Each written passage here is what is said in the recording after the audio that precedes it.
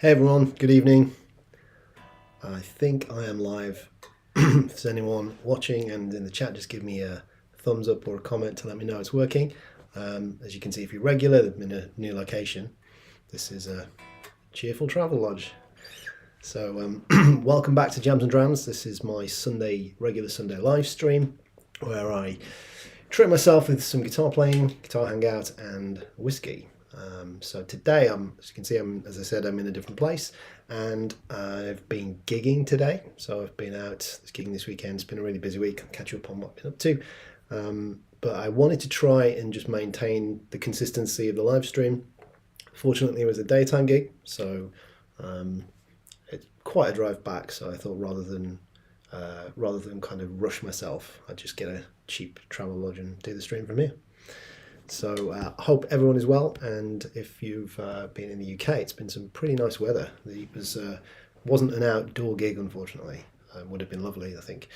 But yeah, we've had some great weather in the UK. So let me know, where are you watching in the world, and how is everyone doing? I've got with me the Fibonacci Roadmaster. I'm going through an FM3, Fractal FM3, into a little practice amp here, a Katana. So I haven't got everything in order to be able to do the full-on backing tracks and all the certain, the usual stream setup. So I can't do as much playing as I would have wanted, but hopefully we can still do a bit of a chat, a bit of a Q&A hang and some demonstration stuff. Just let me know in the comments if it's all working okay. Say it's a bit of a different setup. Hey Stacey, how's it going? How you doing? How's your week been? Gigs with a function band for a corporate show. So it's like this kind of travelling show that we were filling in on up in Newcastle. So it's like a Motown soul funk kind of thing. A really short thing, just a short 30-minute sets, but a real in the middle of a lot of other things going on within it. It was all good, yeah, all good.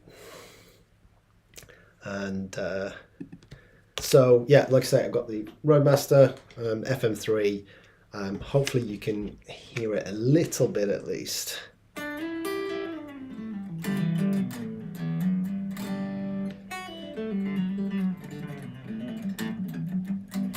A little bit later again than normal. I think it should have been at 7:30, but I just didn't have enough time to get set up and back. Whiskey wise, I'm on I've packed with me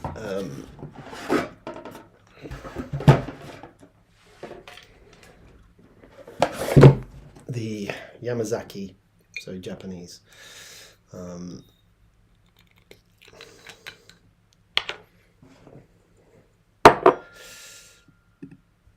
Didn't have to bust, but no, no, I didn't have to play beta today, unfortunately. It's been a little while. It's not been in the set recently, as it's been a bit more. We've been doing a lot more of the kind of Motown kind of soul stuff, but it's really frustrating because it does. The guy who runs the band or whatever, he will just throw it in randomly, and I've not practiced it in a little while, and then it's those.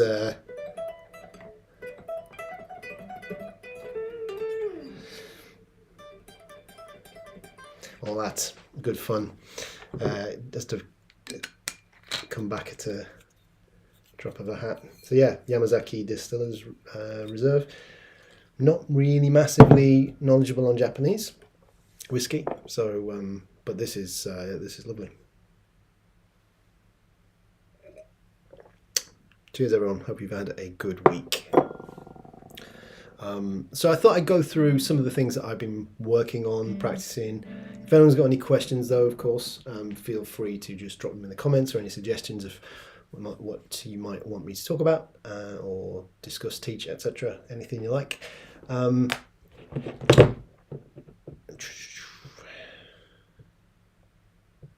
Yeah, so my plan last week was to kind of go through some stuff on the solo app for playing through changes. The bridge out of there was a lick the week before I was doing. So this one I was learning it on stream or relearning it on stream. Something like that. And that came out of an old Guitar Hour track I did, a jam track. And it had a bridge, a B section that went like this. I think I can pop... yeah, there we go. Pop the chords on. So these are the chords. So...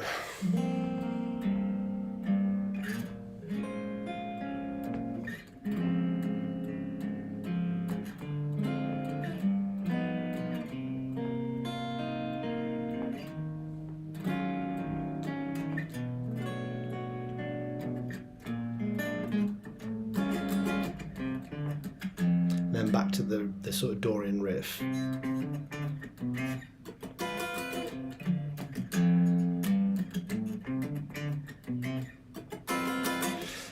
So that's where it came from. So what my intention was a few weeks ago or last week before I got onto that big stream chat with Dan was to kind of go through about, because I was practicing just playing through these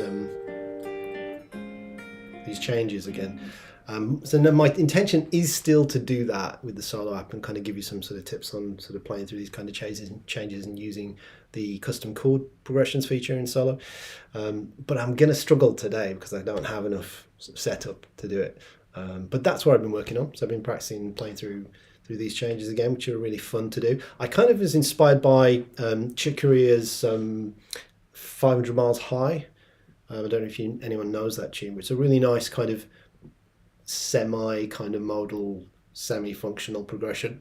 It's really it's got these kind of minor, shifts between minor 9 Dorian chords in flat thirds. I think that's like E minor to G minor. So basically, any time you sort of shift in from like a minor 7, minor 9 up a flat third, you kind of get this really kind of somewhat tricky shift to play over. And then some of the other movements in the progression here are following some of the kinds of movements that 500 Miles High is doing. So that's why I was inspired by that. No, I don't want to disconnect my phone, otherwise I'll lose the stream. So yeah, that's one thing I was practicing. In terms of like just the rough nuts and bolts, I will go through this possibly next week, but so I'm thinking of that over the G minor 11 there. It's like a G Dorian, then B flat Dorian, D flat Lydian, and there's a couple of options you're going to have here, but like D Locrian, G altered, C Dorian, E flat Dorian,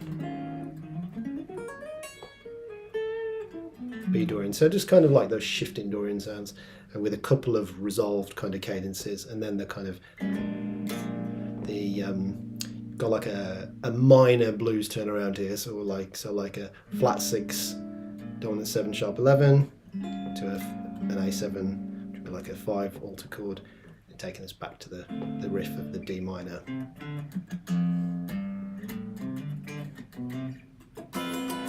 But like I say, I'll go into more detail on that and do maybe a bit of a deeper dive on how to practice playing over it next time. So that's one thing I was working on. So Stacey saying, so what have you been doing up to? We've been working out string bending for a couple of hours today. Pretty tired, but my calluses are still there, which is a major win for me. Fantastic, yeah. I mean, I struggle if I have to do. It's funny you mentioned like busting out the beat it. Solo. I always find that if I'm out of practice on certain things like that, or I've got to do a lot of bending or a lot of bar chords or acoustic gigs, they absolutely destroy me because I don't have that kind of stamina for that because I don't do that thing all the time. It's amazing how quickly that stuff can sort of drop and disappear really. But yeah, that's great that you've been working on that.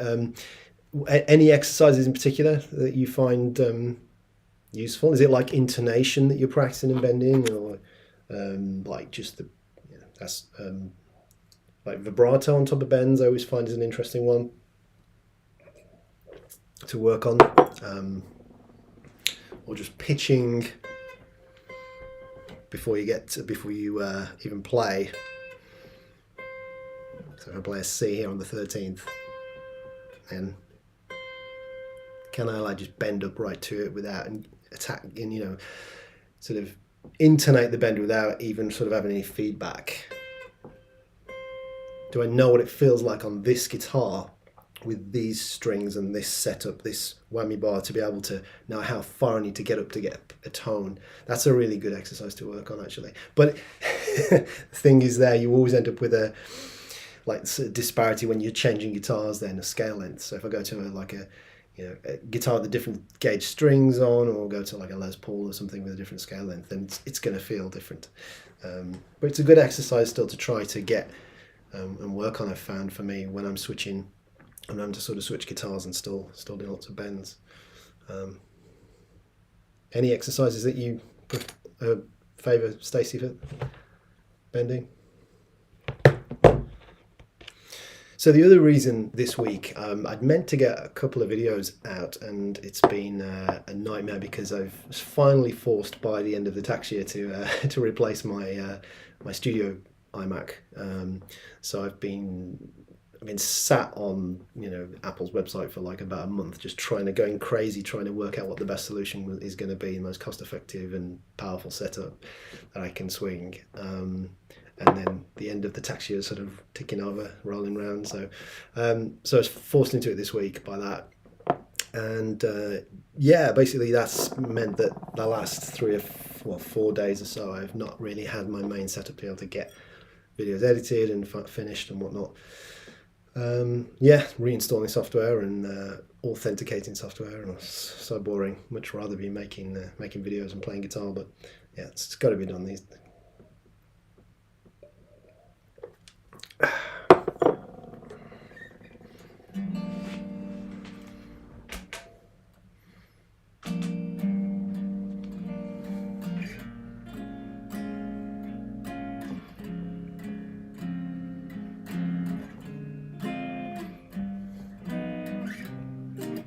Hey Jason.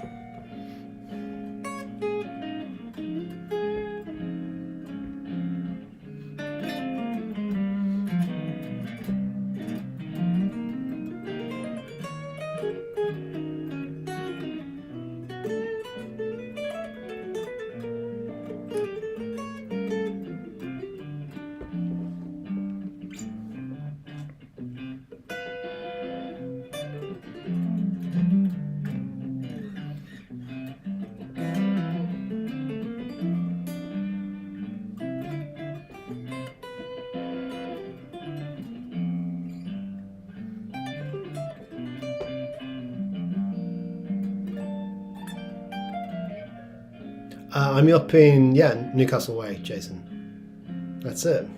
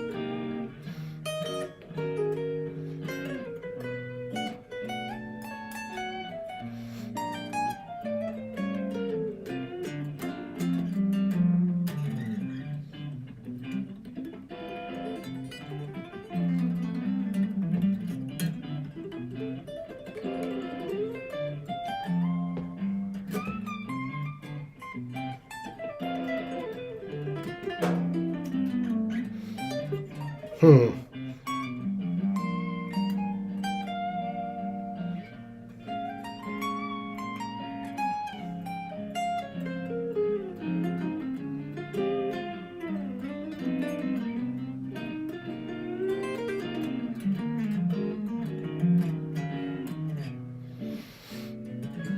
Hmm.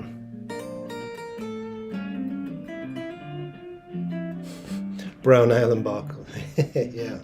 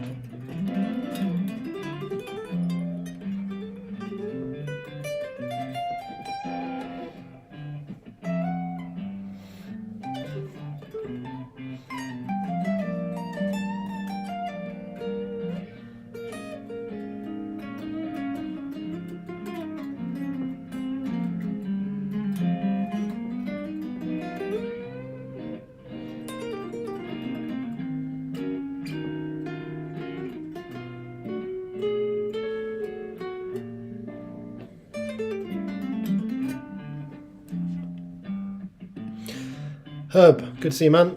Enjoyed improvising over a whole tone scale backing track for a good hour today. Oh, whole tone for a whole hour. That's heavy, intense. It's really easy to navigate around the neck once used to it. Yeah, seeing things in whole steps. Yeah, and hearing. Good stuff.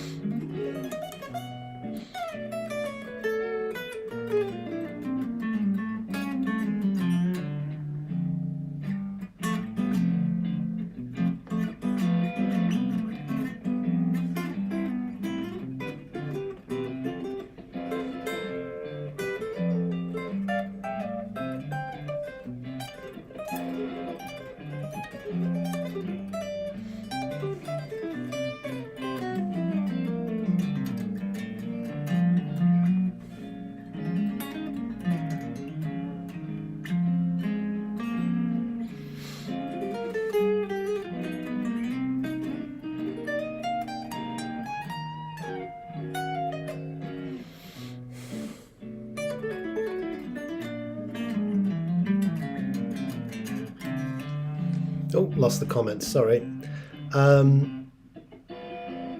Jason, I saw you were talking about bending. Do you bend the D string down towards the high E? I don't. That's a good question. I don't bend the D string all that often, if I'm honest. Probably, I think it would depend on the phrase. Let's do it.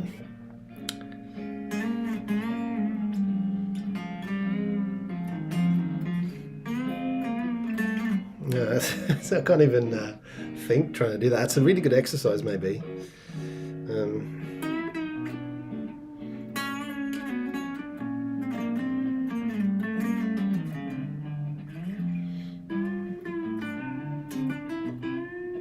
So you're doing it like bending towards the floor, Jason, on the D string.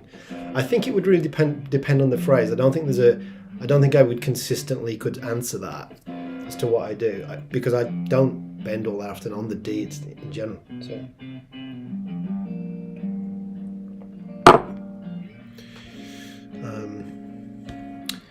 So yeah.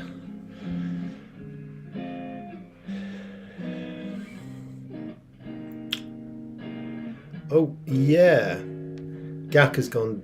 So I hear. Yeah, I've not actually looked into it. I've just seen thumbnails and YouTube videos talking about it.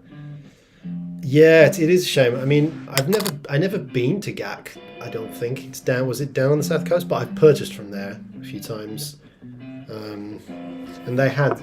I think it was the Guitar Nerds podcast. It was a bunch of guys that used to work there or did work there and stuff. Yeah. Shame. Just getting fewer and fewer places. In Leeds, there's nowhere to buy guitars like higher end guitars. There's no guitar or anything, or individual boutique shop. You've got a PMT, and I think that's it now, and then some second-hand stores. But yeah, it's getting fewer and fewer places.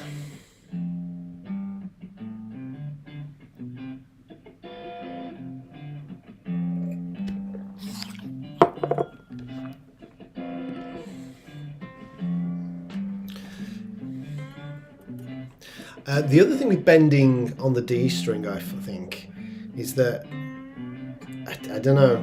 There's an element of like whether you're gonna slip or come off the string, depending on how your technique is doing it.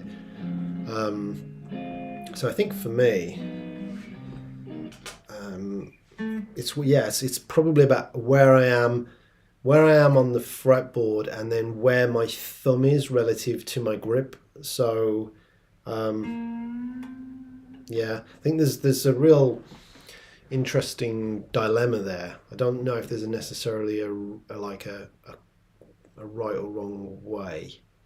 And again, the phraseology is probably highly dependent on the actual phrasing. I gotta say, in terms of bends, though, it's. Like I was saying with Stacey, it's something that it can be like very up and down and intermittent as to how much is going on and how much I'm doing in my playing, depending on what I'm either practicing or what the gig is, or yeah. How's the sound, by the way? I'm just curious as to whether it's whether it's like clear in terms of the voice, and whether you can hear my guitar, and just curious.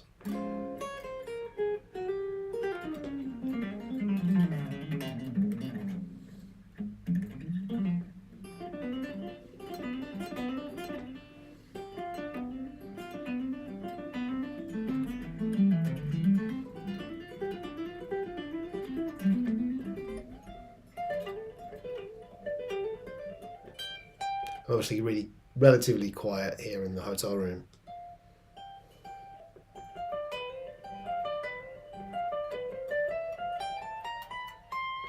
This is the other thing I've been practicing, this funny little etude.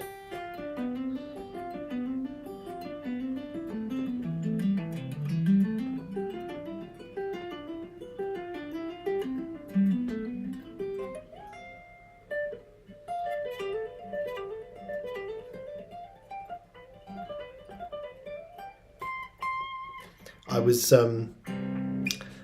just messing around with with the glass prison, the Dream Theater arpeggios, and I just decided to kind of take that idea of the top three strings but make it into a little hybrid picked and finger independence exercise over like a 5-1 instead of like the intimidating diminished kind of sounds.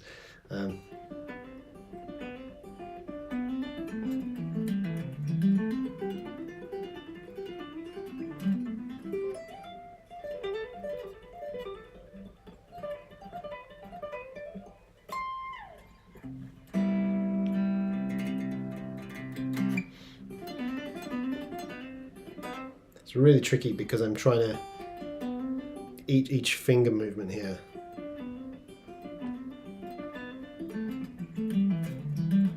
So basically there's this one, and this one, and this one, and this one.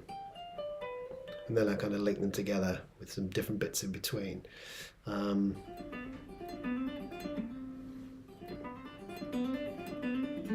This is really tricky.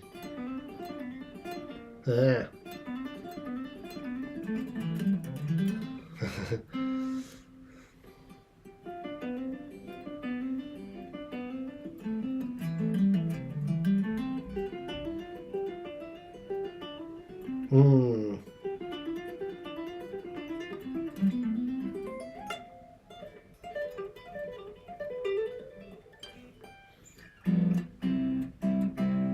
Ah, good to know.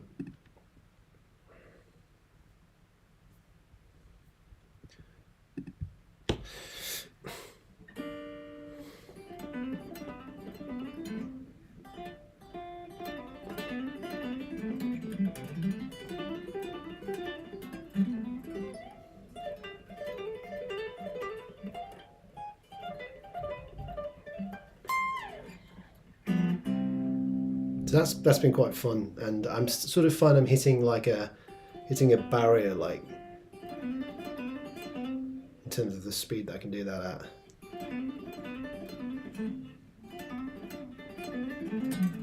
Yeah, especially those transitions.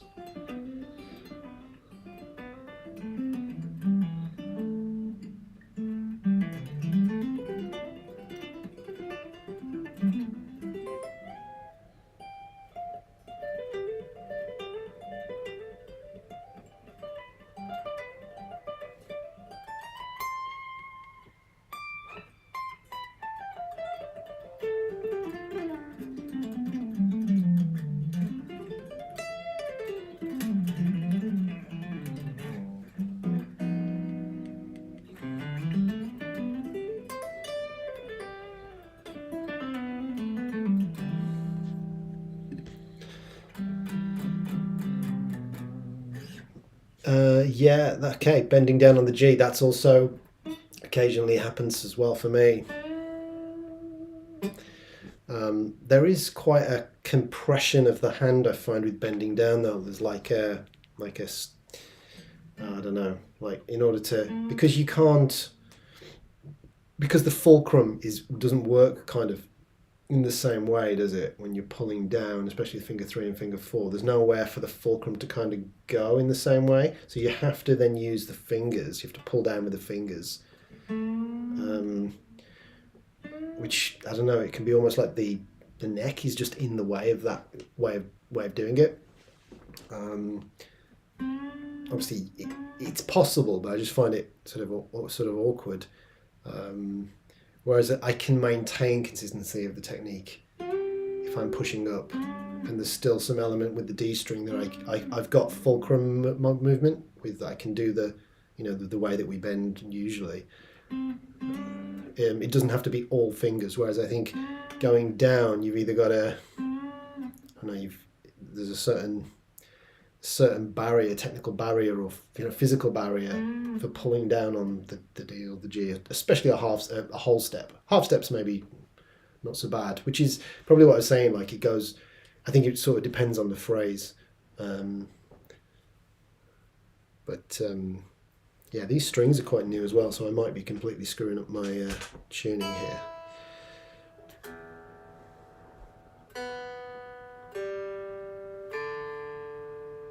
No. Fibonacci guitars, amazing. Abuse it and stays in tune.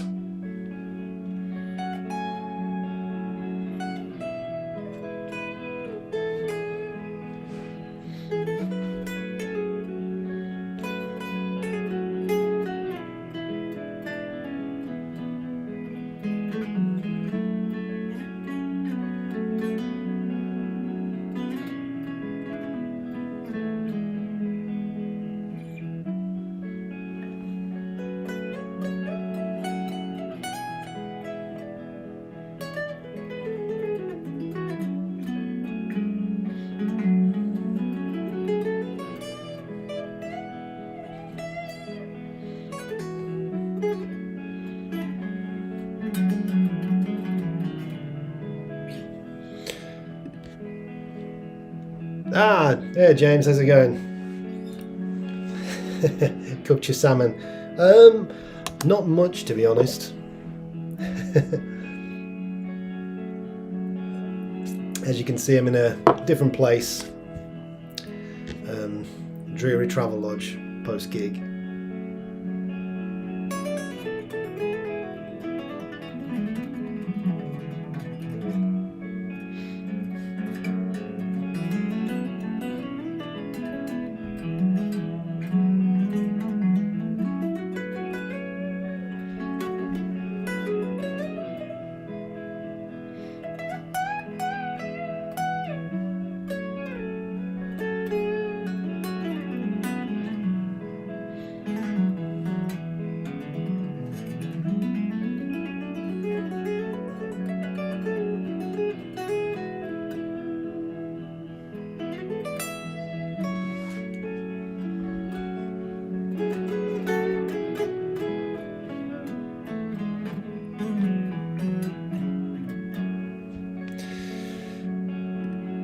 Yep, all good. It's just a short 1 hour set, 2 30 minutes.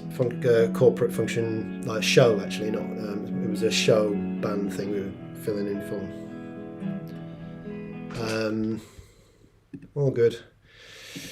Jason, what strings do you use? I've used Ernie Ball Slinkies forever. Looking to try something new. So I have used also forever Elixir nano webs, which are on all of my guitars apart from my 175, my jazz guitar. I have pretty corrosive sweat, pretty acidic alien blood sweat, and I if I use a normal set of uncoated strings, then within a couple of hours they're already feeling whistly and sticky and rusty.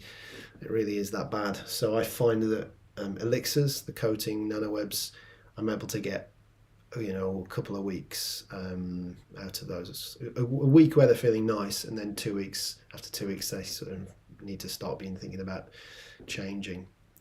So I use 10 to 46 on all my solid bodies, and then I think that's right. Oh no, that's not entirely true. On my old Ibanez guitars, with my double locking Floyd Rose whammies and things.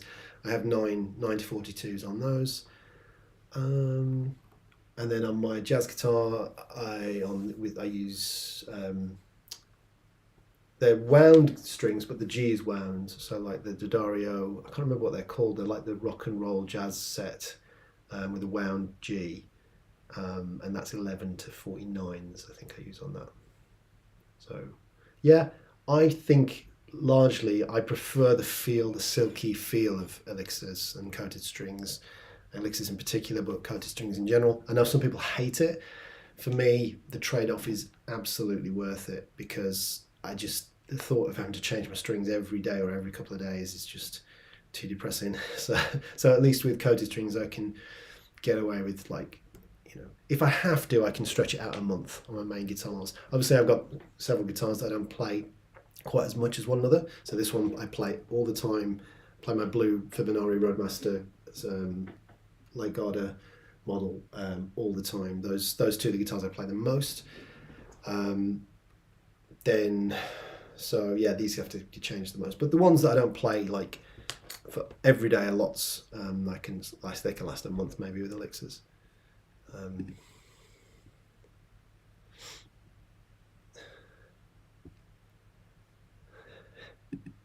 It might be the whiskey. That's a good hypothesis, Herb. However, I only got into whiskey through COVID and lockdown, and I was destroying normal strings with my acidic sweat in my 20s 20 years ago. So yeah, if that was only the case. I've tried all those. You're right though, it could be diet related. It could actually be something that I've just never. I did go through a period of trying to figure out what it was, but I don't know. It's toxic sweat that I've got.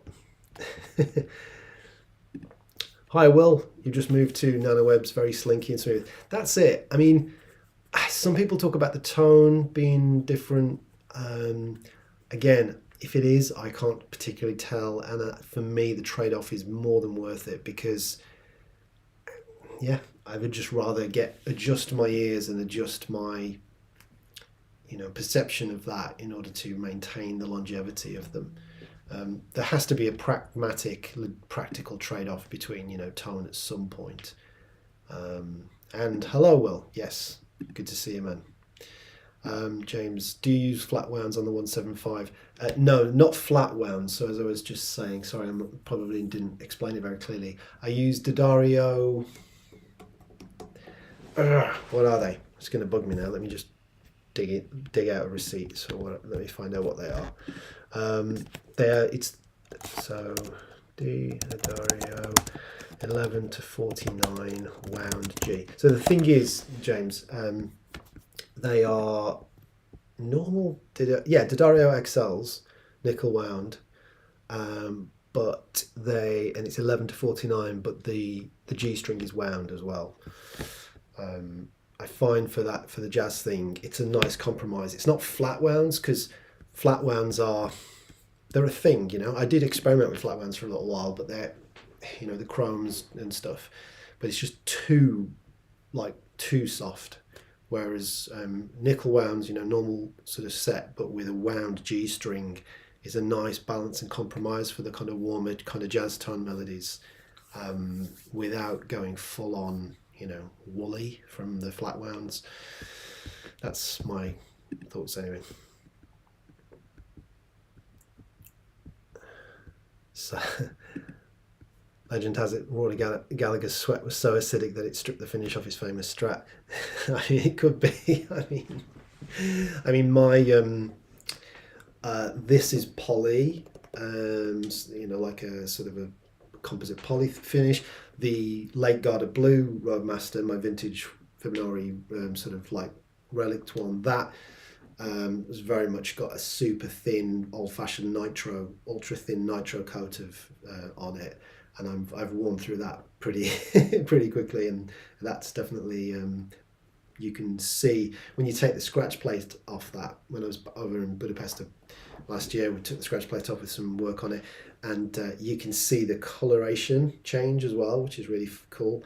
From how the sunlight has cooked and has baked the blue into the sort of turquoisey green colour that it's turning into, which is, it's a lovely effect. And as what happens, naturally to those kind of colours, it's a really nice journey the guitar's going on. But all you can see where my wear and the kind of the sweat and acidic nature has been sort of eating into that guitar in a very pleasing aesthetic and comfortable way. So it's just one of those things.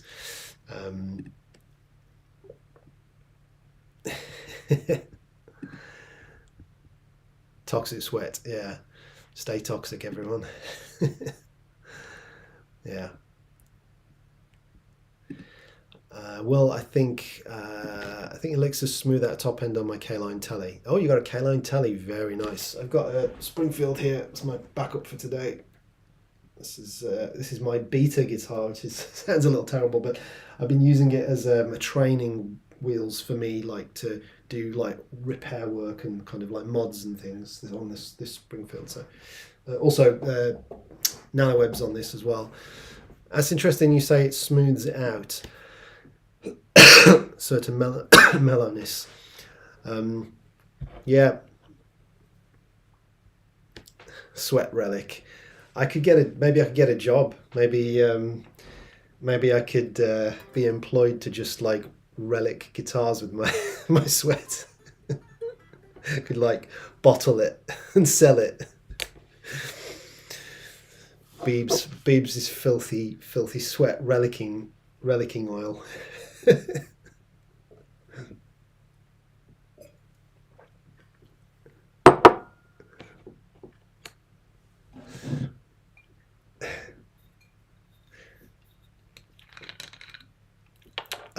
Just in case anyone's coming into the stream today, I'm on the Japanese Yamazaki Distillers Reserve.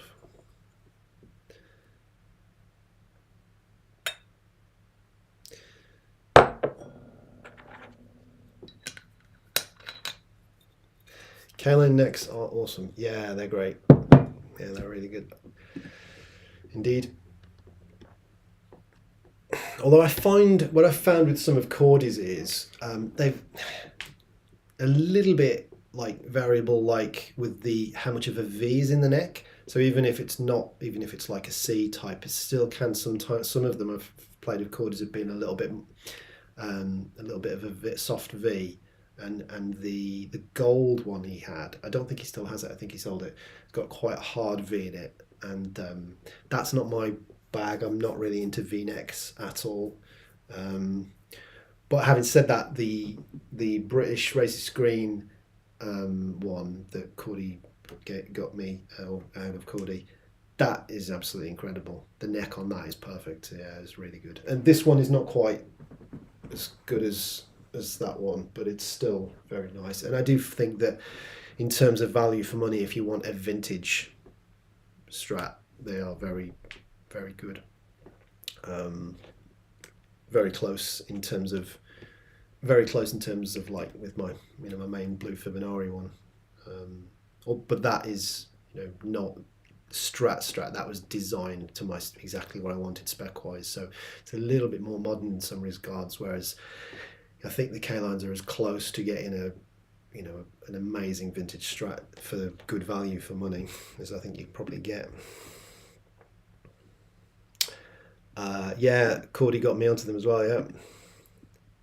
And have you tried Cordy's Nachocaster? I have not. I've not tried Cordy's, but I did play Nachocasters for quite a while ago, actually, in Portland, James. So I've played two different ones. Blackguards, like tellies. Absolutely amazing. Yeah, one of the lightest guitars I've ever played, and one of the most convincing relic jobs I'd ever seen of anything. Like, it's genuinely, I would never have been able to tell it wasn't a vintage guitar in any way. Whereas with like the K-lines are great, and the Fibonacci's, and Fender Masterbuilts and things, like, you can tell to sort of varying degrees. They can be very convincing. I think the K-lines and the Fibonacci's are. I think the Fender, the custom shop's kind of very, very variable in terms of how convincing their relicing is. The Nacho was just like I'd have never have ever guessed if I'd have not been told it was a new era guitar. I'd have just thought it was from the 50s. Yeah, but absolutely insane money and wait list and all sorts. Yeah, it's an interesting journey I'm yet to go on with Telecasters, because amazingly I've never owned a Telecaster. I mean, I've played a lot of them, but I've never owned one. So I've been talking the last couple of times with Fibonari about having a Roadmaster 56, which is their Tele type. But I'm thinking I need to get like a Mexican Fender or something first to try and feel my way around it, just to sort of get an idea of what it is that I would want in a build if I from them. So I'm contemplating having a little bit of a Telecaster journey, maybe doing a bit of a series on the channel where I go through that. And so there's two things: I've never owned a Tele and I've never owned a 335. So there's those two guitar journeys to have at some point that I might document. And yeah.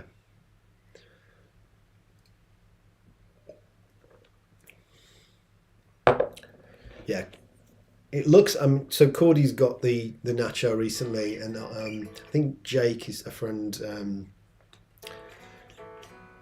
He got one first, and that's kind of inspired him.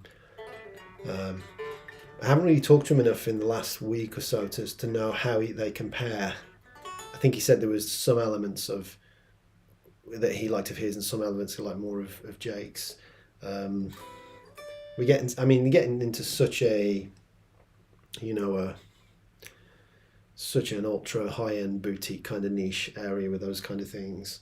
It's he says playing these, but it's like, it's the Nacho and K-Lines to a certain extent. They're not trying to reinvent the wheel. I mean, they are trying to replicate the wheel. So there's very little in terms of the idea is to just like, how close can it get to that thing without really doing anything new particularly.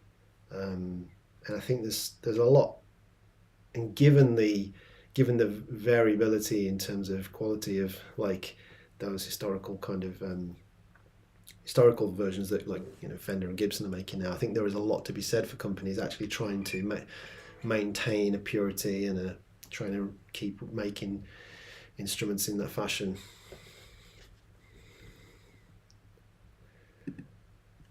We have a Fender Player Plus at work, and it has a belly cut, much like a Strat, much more comfortable to me. Is that a Fender Player Plus Tele, Jason? Is that what you mean there? And it's got so it's like a modern Tele with like the carve for it. Yeah, that's interesting. I mean, I think I'm sort of I'm sort of leaning towards, if I am gonna get a Tele, then just go all in as it was, as it's supposed to be, just a block slab of wood, and that just have at it, just chunky neck, slab of wood, simple, nothing too. But I get what you mean though, because there is a very definitive sound of a Tele. So if you can get a more comfortable feeling guitar, and that's your main thing, and you prefer that sound, I think for me it would probably be still like with my single cuts, and like I'm never gonna be. It's very unlikely I'm ever not going to be a Strat guy. So a sort of kind of super Strat or a Strat. It's just home. It just feels like Strat to me is like it's like a third lung. It's like breathing. They're just so home. The default electric guitar for me. As much as I love other guitars, and I'm always interested and happy and excited to play other kinds of styles of guitars. It's always like a vacation. It's always a holiday away from home. And apart from the jazz guitar thing, that is a very different hat. It's almost like a totally separate instrument in a way. Like I put on the jazz hat, and then like the 175 or like the semi-hollow things. those are also extremely comfortable, but I'm in a totally different headspace when I'm playing those kind of guitars. So as terms of like solid body, electrics go, for me it's absolutely Strats are Strats, and the Strats are home.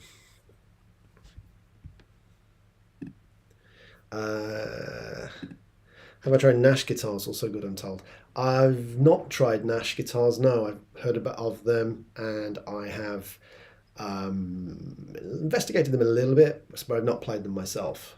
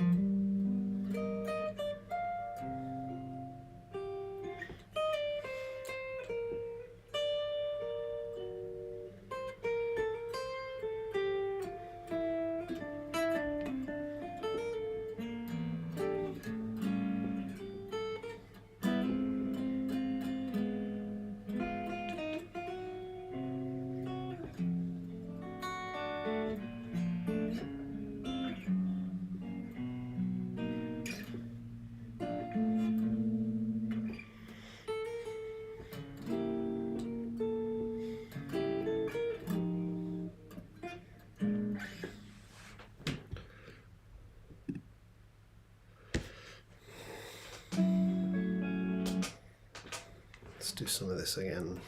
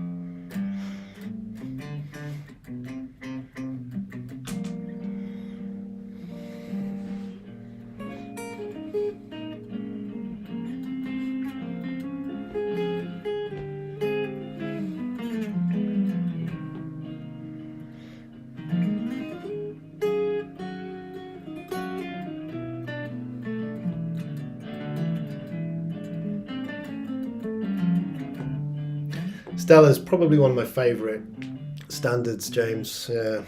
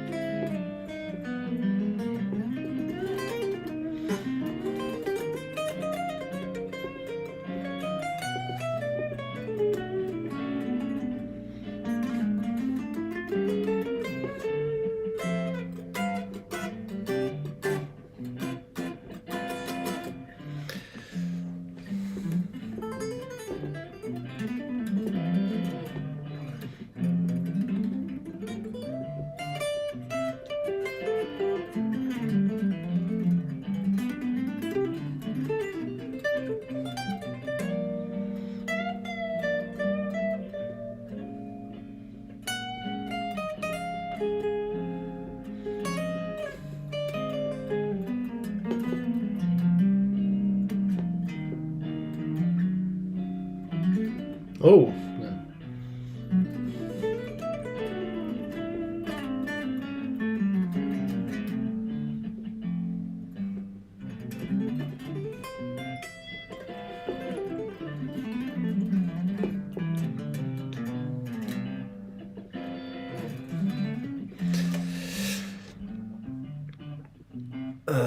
Jason, not really, no, because it's like corporate or like wedding stuff. Tends to not really be like on the agency website. It's like the show reels and things, but I've posted. I think I have posted some stuff in my YouTube videos on sort of vlogs and things from when I was trying to do the Beat It solo.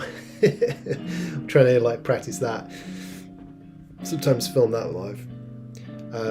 Are you working on Alfie? I don't know that tune, James. Okay, nice.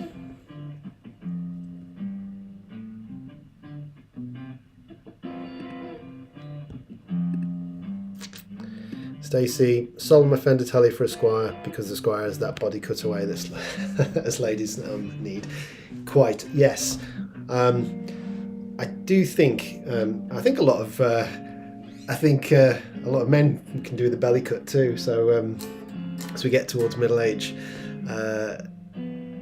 making it comfortable.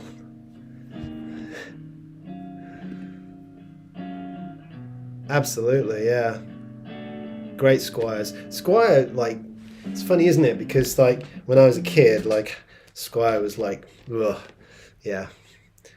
You didn't really want to have the Squire. You needed a Fender, but they've just improved so much, haven't they? In the last sort of maybe 5 to 10 years, the Classic Vibe series in particular is very well received and supposed to be really, really good. Yeah. The guitar market's fascinating over the last little while, where it feels like on the high end, like these, we've got incredible choice, but they're super expensive. And then on the low end, you get some really amazing guitars that sort of sub £1,000, the sort of like £300 to £800. There seems to be some incredible guitars available. And a wide choice and selection, but I think for the kind of working professional in that middle ground of like the kind of 1,500 to sort of 2,000, £2,500 mark, it's like a weird barren wilderness of options. It's kind of tough to really find something that's worth stretching up to that amount for, when everything sort of around the 800 sub 1,000 coming from the east is so good. It's a real dilemma, I think. I don't know how it's one of them things where in order to have like a USA made guitar, whether it's worth it anymore unless you are in the super top end of it. Yeah, interesting. Jason, playing question. David, have you any tips on relaxing when playing? Being relaxed has a huge effect on playing smoothly. Yeah, for sure. Maybe making sure your sound is kind of dialed in the sense that I always try to, well, I can give you an experience of when I'm playing live, like today. Like I always try to make sure that my balance and my mix and my in-ears or my tone is louder than I need it, because what I tend to find is that I have like this false sense of technical security where I can do it really when I'm playing relaxed, but then when the adrenaline comes in or I'm digging in playing harder because I can't quite hear myself well enough. Obviously it doesn't really change whether I can hear myself by digging in harder, but it's just an instinctual thing to do when you can't quite hear yourself or your tone's not right, is to play with a bit more tension, and then immediately the technique starts to drop and suffer. So I always try to just take a few, dB, 2 dB above above where it is fine and comfortable. Just try to have it a little bit louder than that, so that when I just properly relax, I can still hear everything. So maybe just taking the time other than that, just making sure that you're warmed up. So before I started the stream, this hotel room was really, really cold. So I just cranked the heat in and just run my hands under the hot tap in the bathroom, just trying to get the blood kind of going. But yeah, largely like trying to make sure that I'm kind of being, having some things that are like I know are good warm-ups. So a couple of, kind of licks that I can play through. I'll have like a sort of a bunch of lines and licks and exercises that I can do really slowly to try and get the fingers independently moving.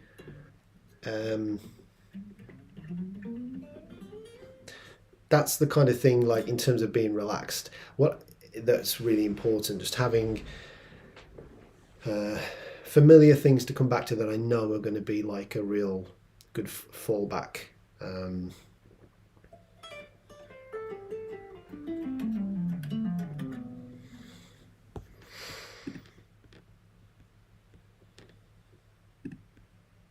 Yeah, it's not much different to the proper telly that I had, and it's a lovely natural wood finish with a back scratch plate. Put no tuners on it, it's fine.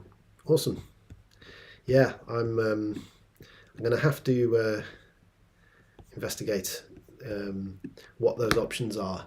I got to admit, I mentioned him before on the stream, but one of my favourite songwriter, guitar players, Jason Isbell, he has a signature Mexican telly, Fender telly, and I'm very tempted. It's the fanboy in me.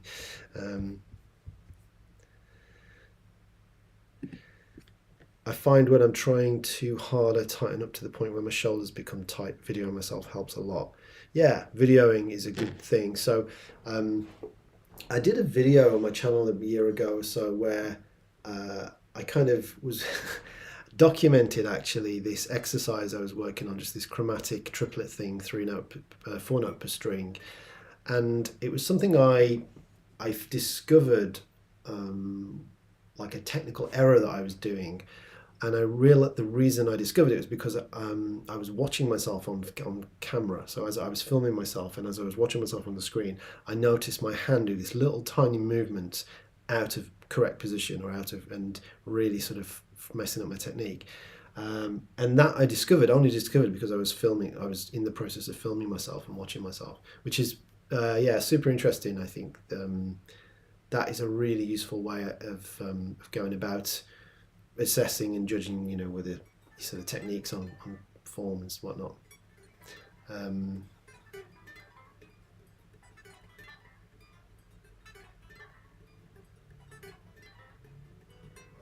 Oh, the other thing I've been practicing, stupid, silly stuff, because I'm not this guy at all, but I'm just doing this little tapping thing.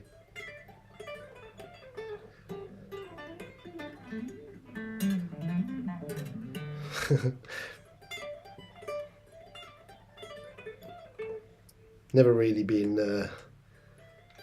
I don't know why I started doing this. I think I was working on a track for presets on the Echic Stomp with the brown eye, and for some reason I just did this. I was like, oh, that's kind of fun. Let's try and practice that.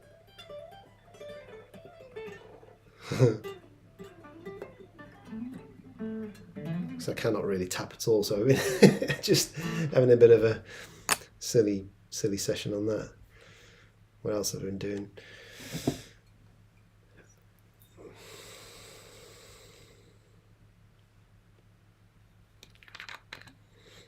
Just one more, I think, and then I'll wind down. A little bit later this week, obviously, because getting back from the gig and getting back to the hotel. But I think next Sunday should be back to normal, where all my gear will be set up properly, new computer will be set up, and I can do a proper stream with the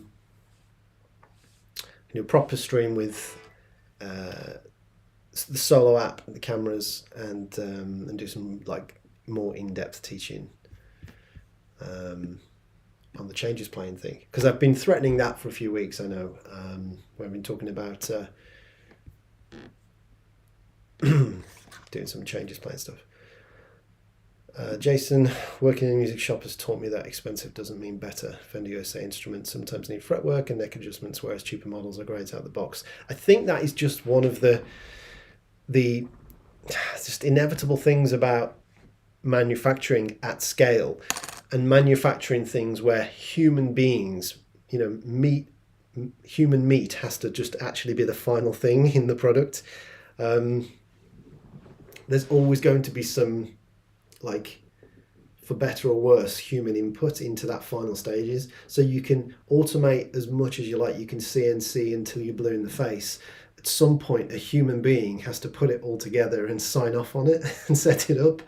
And so, no matter how far you can sort of go to sort of automate the process, there's certain things you can't get away from, and it's ultimately those things that end up mattering. Like, does it matter if a human being has carved out the wood by hand or a CNC has cut it out? But what does really matter, I guess, is the final, installing the frets and, I guess, the fit and finish and the sort of QC aspect of it, which is always going to fall prey to, squishy humans at some point. I think that's what's it's not like manufacturing an iPhone or something where largely it's the entire thing is machine made. I don't know, or there's less room tolerance for any errors or anything. So I don't know. It's just when you're doing things at such scale, those things are going to come into bear on it, I think, Jason. The one company that has really impressed me recently has been PRS, and I'm not a fan of PRS really. In terms of like the aesthetic or the sounds or whatever, they're not really for me. But in terms of what I think they've managed to do from a quality control standpoint is the consistency of that at scale, in the East, in America, seems really, really high. So there's a consistency to them. It's kind of rare that you come across like a dodgy one. You might not like it, you might not like the look or the sound or whatever, but in terms of it always seems with them like those guitars that they're as they're intended to be. The quality. This QC cards are signed.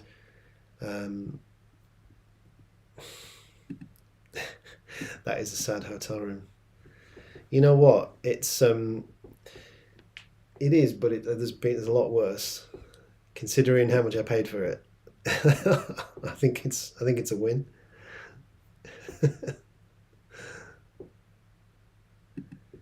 Japanese models are on the whole great. Do you mean Fender Japan, Jason, or just Japanese, like in general?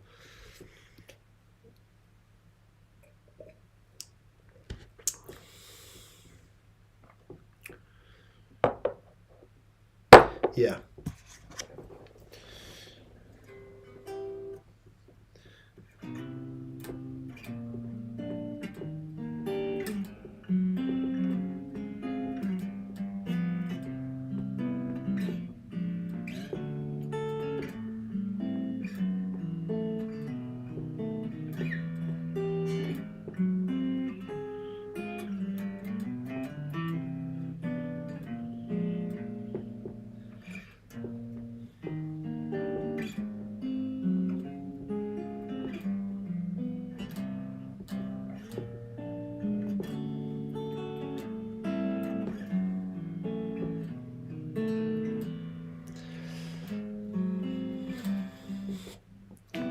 Yeah.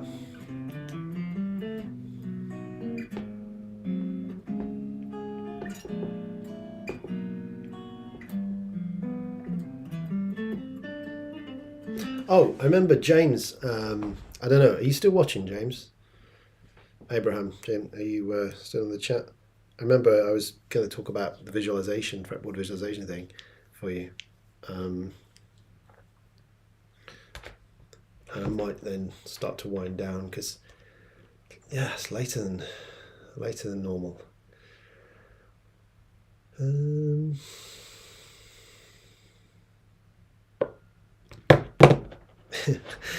Hey, Jens, indeed.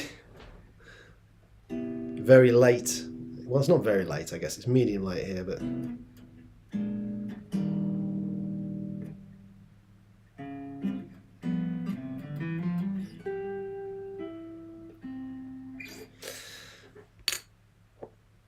How you doing?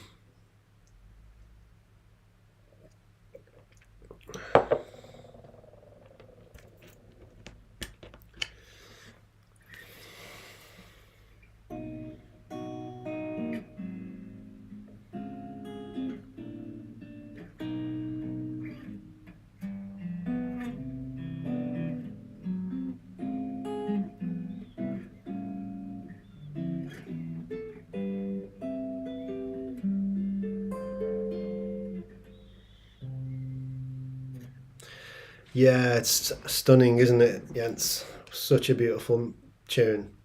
So,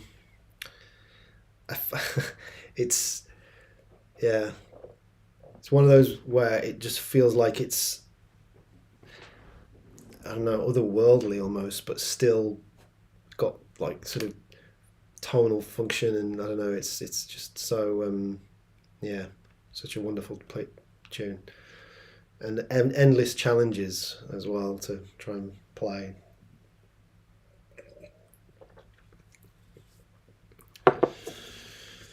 Oh, Bill.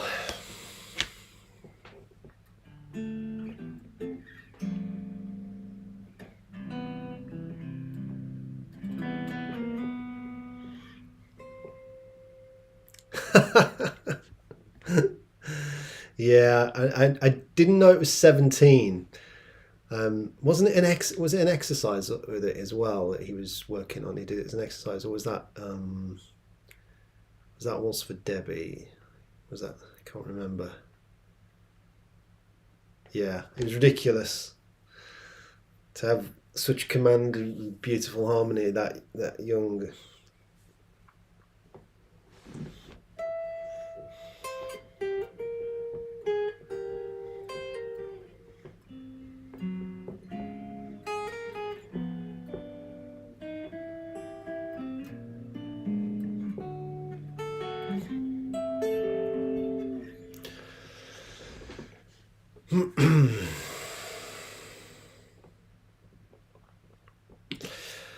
So on fretboard visualization, I'm having to focus a lot harder on the compensated intervals than I thought I would with the solo app. It's a bit of a mental block. So how are you practicing them, Jason? Are you doing it with the kind of drill approach from the course? One way to do this, and this is if you don't, then one way is to take an interval and then just practice it through the string set from each root note on each string. Do the ascendings and the descendings and just do it in that drill based order. So if I'll just do it sort of really quickly for Jason. So if I take the three, just take the three, and I go 3 ascending shape 1, 3 ascending shape 2. Then I might imagine descending shape 1 and descending shape 2. Then when I've done that on the low E string, do the same interval function, so the 3 on the A string, so 3 ascending shape 1, 3 ascending shape 2, 3 descending shape 1, 3 imagine descending shape 2. Then systematically then move on to the D string, ascending shape 1, ascending shape 2, descending shape 1, descending shape 2. Then when I get to the G string, this is where it's going to start to kick in with the compensations. So move it to the G string, ascending shape 1. And then at this point, here's the thing that you might not be doing, but I really recommend you do this. So I've done ascending shape 1 on the G string here. Now ascending shape 2, yeah, is going to require compensation. But before you actually do that, actually fret what ascending shape 2 would be uncompensated, but don't play it. And as you do it, then so make a mental note and say it out loud as you look at your hand. So 3 ascending shape 2 compensated, and then do it. And that step of taking that little bit of a breather to look at what it would be uncompensated, the rest in fourths, and then pause, look at your hand, say it out loud, and then say the ascending shape 2 compensated. that little extra step I think is really handy, and that's the method sort of we teach it through in the fretboard course, and it's a very systematic way to go through and like repeat and drill this interval process. And then I've done descending shape 2 there, so then 3 descending shape 1, 3 descending shape 2, and then move it and do the same thing on the B string, same thing on the A string, same thing with the compensation, so that you're practicing it in a way that is consistent, systematic, and you're just really allowing the compensated bit. Like, what are you actually doing when you're compensating for the tuning? Well, just let that just sink in.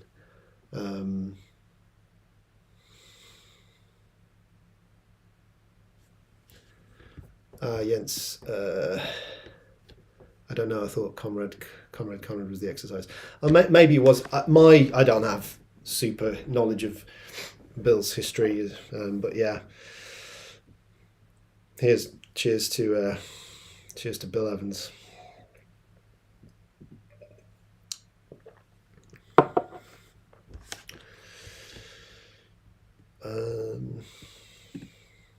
I'm using a random root note and then just doing one string at a time.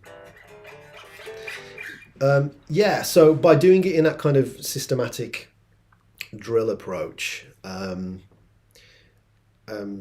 Jason, do you have the Ultimate Fretboard Visualization course? Because that would be highly recommend that if you're wanting to go deeper on that, because I teach that with Tom and we go through it sort of, from soup to nuts, really do that. And it goes with the solo app as well.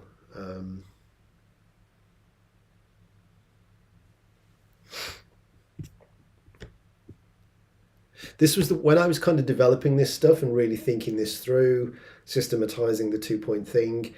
This was the way that it kind of made sense in terms of the teaching of it, and just for my own practice and development of it as well. I think that it was a way of, because I remember when I was first talking with Tom about it, maybe 10 years ago now, more. And because of the fourths tuning, there is no need for really, if you're in fourths tuning, obviously there is no compensation. And that symmetrical nature, it emerges, it reveals itself to you more organically and more purely. So it's one of the things where if you're in standard tuning, I came up with a way of like cataloging the ascending and the descending in a consistent way, in order to give it some structure to practice in it. Because, there are 48 2-point shapes in Tom's tuning, in fourths tuning. But for us, we're going to like double or triple, well, probably triple that in terms of raw physical shapes. But we want to learn and catalog them, not as different shapes, just as compensated versions of the main 48. And by systematizing and structuring it in this way and practicing it through in that kind of way, I think it helps the organization of it. It's in it. I think it's organically building it in. So yeah, in that case then, Jason, dig into my chapters in the course. Ooh, this is going to test me now as to what chapter it is. I think it might be 7, or where I'm teaching the drill process. I think I go through and teach the 3, and I go through with the drill, and you do it with solo. But yeah.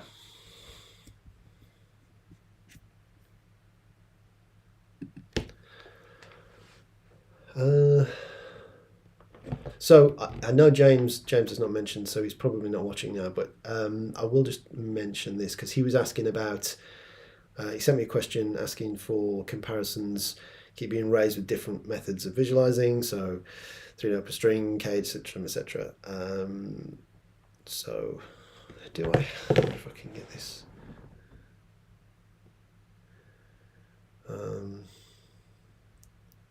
Okay, so James Abraham was actually asking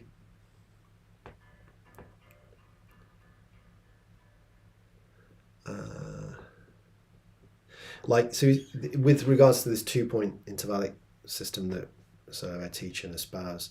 Like, is it an overlay? Can it section 4, thanks. So can you use it as an overlay on any other system? And absolutely that is the case, because I think James was alluding to, the kind of warring factions of, you've got strong proponents of caged, you've got people that are very 3-note string or whatever, or might be 7 positions in the major scale, wherever it might be. And ultimately the interval or intervallic kind of thing, thinking in numbers, thinking in intervals, saying, can you see that as an overlay? Absolutely, yes is the answer to that. It's been something that is, fretboard visualization is not really a one thing. It's not really one thing you do. I think it's like a culmination. It's an amalgamation of loads of different things, different ways, and you can certainly utilize the 2-point interval approach or the interval numbers approach over whatever you do. For me, it was very much like inserting it as a foundation as opposed to an overlay. I don't necessarily recommend that for everyone. For me, I decided 10-12 years ago to just basically start the guitar start learning the guitar as if I was never picked it up before, in terms of seeing the fretboard, and so for me it was like building on that as a foundation. And I think it works incredibly well as a foundation, but it's a lot of it's as much as anything, it's like a mental thing to do, like to actually say to yourself, I'm going to do that, is quite heavy, and you might not need to. So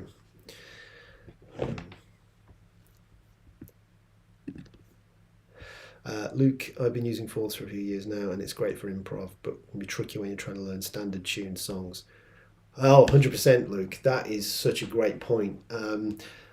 I think, obviously, for years, Tom has had people asking about should they change to fourths tuning. I get a lot of students asking myself as well, because, because of working with Tom and like do the thinking in intervals and things. And it's one of the reasons why I was so doing the course together, when we were sort of developing the course together, and this really putting a finalization to this method. It was so important that I teach the drill because for the vast majority of and teach the interval shapes in standard tuning with this compensatory method, because to show that it's not like the concept of thinking in generic 2-point shapes is sound and efficient, regardless of whether you're in Tom's cool tuning or not. And so it really isn't all that much more work if you practice it, and if you kind of like think about it in this way that I kind of espouse, that it really is not tons more work. I should have listened to it. Tom said, "Don't do it." Well, that's it. He said he's been very honest. He's not just gatekeeping. He's not, he's absolutely not gatekeeping. Tom, he's one of the most, arms open, sort of, generous musicians and teachers and friends. Incredible guy. And so when he says to people, "Don't do fourths tuning," he's not trying to like protect that. He's basically trying to save your bacon, because as you're probably experiencing, Luke, the downsides to fourths tuning are quite immense. So if you don't know what we're talking about here, so if you tune the guitar symmetrically all in fourths, then basically it allows you to see the fretboard so cleanly and efficiently in a symmetrical way. So for the 2-point interval thing, it's all you need. You don't need any of the caged or the 3-note string or whatever. You can literally just purely see things in 2-point intervals, and so it's you might think, well, that's great, for improvising and being very free, having freedom on the fretboard. It's great, but the downsides are immense. Obviously, all of the repertoire goes out, chords change, fingerings, fretting things change. You can't play bluesy stuff or like classic repertoire, as I was saying, or it's very, very hard. I think you probably become less employable as a standard kind of player. And these are all things Tom will have told you Luke, and he's talked many times. So there are trade-offs, and what I found was I was kind of adopting the 2-point and developing the 2-point thing is that because I went through the same dilemma. I was very where was 2014, 15, so 10, 11 years ago. I was kind of like I was sort of on the fence, but for me, I had spent, before I started chatting with Tom and developing this stuff, I'd worked so hard on learning the note names all over the fretboard in standard tuning and learning generic interval numbers in standard tuning. It didn't seem like it was worth me switching at the time. And I'm really kind of glad now that I didn't, because given everything that I sort of do on a day-to-day basis, it's enabled me, I think, to still have one foot in that kind of sort of session-y working kind of world, teaching as well, because I was sort of teaching a lot in schools and things for a long time. So yeah, I think not having to sort of go back and forth with all that. So how does playing chords, rhythm work in fourths? Well, like I was just saying, Jason, it can be quite challenging for certain things. So obviously you learn your voicings and like you would in standard tuning. But they are just, the point is that if they symmetrically move everywhere. So on a very basic level, like if you were to take like a voicing on the low 4 strings on the E, A, D, and G. So let's just take like a G major 7. So I've got the 1, the 5, the 7, and the 3. Well, in fourths tuning, I can just move that everywhere and it's going to sound exactly the same, that exact physical shape. Whereas, of course, if I want to play the same voicing, if I play the same voicing and I do it from the A string here on the 10th fret, I have to compensate. If we were talking about compensation earlier on, I have to compensate this. So this is the same shape that I just did down here, but I have to compensate this note because it's going to not be right. So it's going to give me a real clash there. It's going to be a different chord. It's going to be a minor major 7. So I need to do this to make it the major 7 voicing again, and that's where we get this shape. And it's the same thing here. So if I take that same, but if I was in fourth tuning, it would just be exactly identical. So if I was to take do the same physical shape, if now here on the bottom string sets here on the sort of high 4 strings, do the same thing, I'm going to get, that will give me a minor 7 chord now. And this is the crazy thing about the construction and the tuning of the guitar, how crazy it is. This is how learning the guitar is like riding a bike and someone sticks a stick in the spokes of the wheels. It's that frustrating and difficult.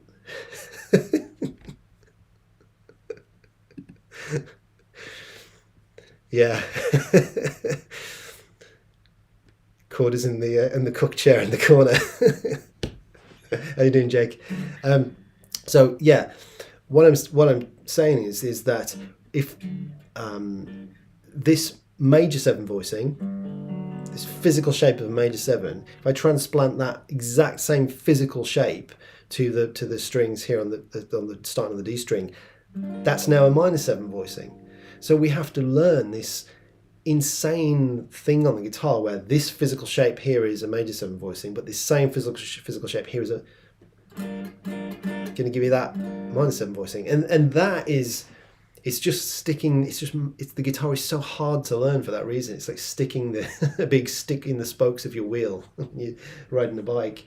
It just doesn't do us any favors. Yeah, it's crazy. Yes, Jason, essentially, yeah. Which is why I think the idea of compensation and thinking through when we learn doing the 2-point thing is so helpful and useful, because if you think about what your hand is doing here, so here's my major 7 voicing, and then here is the same major 7 voicing. Now, if I was going to practice this in a chord perspective, from a chord or perspective, then I want to think, well, okay, intervallically, what's going on here? Well, this is a flat 7, so this has to be compensated up. So, and then this here is going to be a flat 3, this one here, and then here it was a major 3, and I need a major 3, so I have to compensate it up. So these two go up here, and I get this shape. So here's my major 7 voicing. Same exact voicing as this, same exact voicing as this, but I have to learn 3 different fingerings in order to play it in standard tuning. It's mental.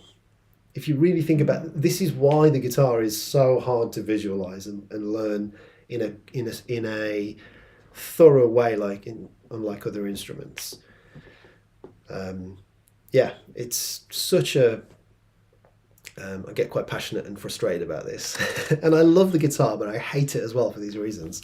Now, obviously, if you retune into Tom's fourth tuning, other people do it too, Alex Hutchins, Outlaw, if you retune into fourth tuning, then you can take this exact same shape from here to here to here, and it will all sound the same, like this, but with this same physical shape. So you're having to learn like a third, well, 2/3 less. You're only having to learn 1/3 of what someone in standard tuning has to learn in terms of numbers of physical shapes, which is why it's so attractive. It's why it's so alluring. And when you understand what's going on here and you really think it through, you think, oh, that's just like genius. That's like such a useful, good thing to do in terms of learning. Cutting the number of things down to learn. But the trade-offs are big. Trade-offs are big. Especially if you have any kind of jobbing kind of stuff to do.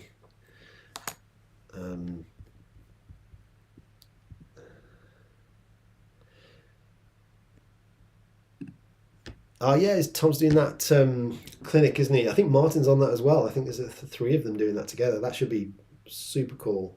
I think is Martin there as well? Yeah, definitely. Say hello. Yeah, Paul Gilbert, what a legend, man. Luke says, I've ended up having one guitar that is standard tuned for learning songs and one that's forced for improv, but it's not ideal. Oh, mate, that's got to be rough. So you're switching back and forth. I mean, I think Alex Hutchins does that. I think he's one of those guys that can do both and play and switch both. That to me is that would be real head scratch. I know Tom did switch back and forth when he was teaching in at Yamaha. I think he would teach in standard when he was teaching younger people and stuff, and then do obviously playing in his own way fourths.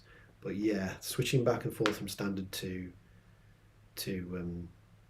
fourths sounds like an absolute nightmare. I'd be terrified I'd screw up.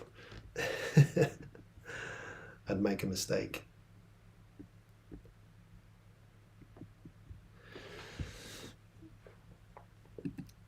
Gonna buy a piano. Yeah, tell me about it. Jake, yeah, man, looking forward to seeing you too, my friend. Can't wait. I still not decided what I'm doing yet, whether I'm driving or getting the train, or I got to figure that out tomorrow. How are you and Cordy getting there? Is one of you driving, or are you doing the train, or what's the deal?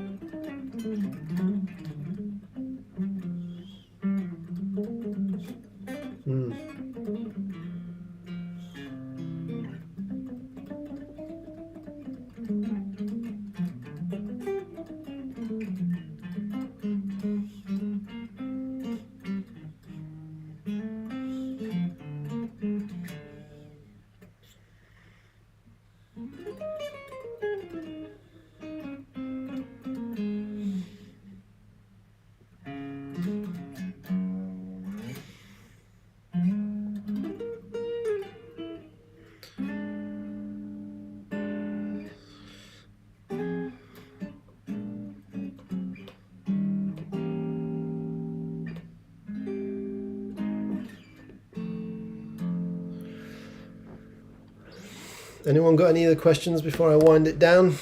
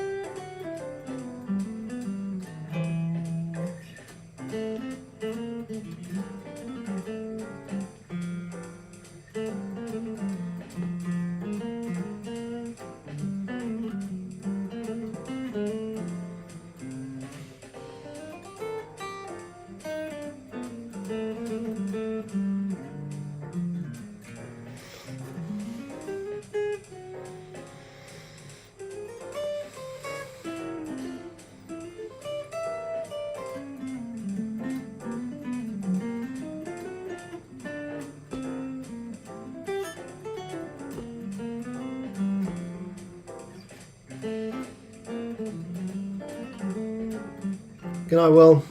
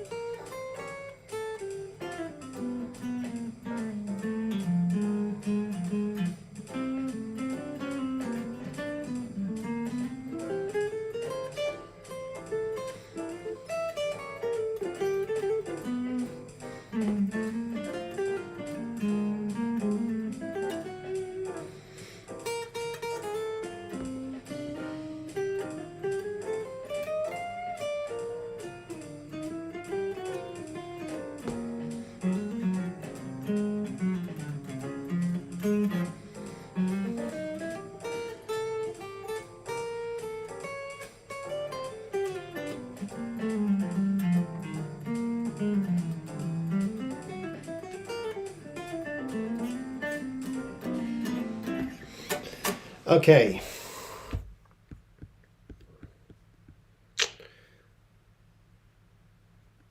Well, it's been lovely. Thanks for keeping me company on this dreary...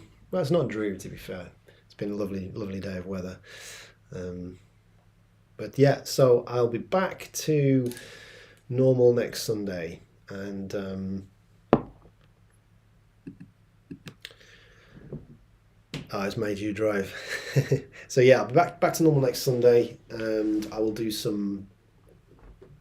I'll get a camera set up on the phone. Do some teaching with the solo app, and some a little more playing with better sound and video quality.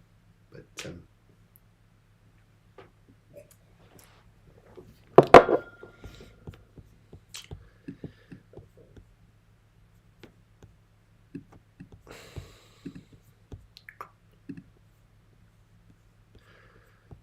right then. Thanks, guys. Have a good night, and see you next week.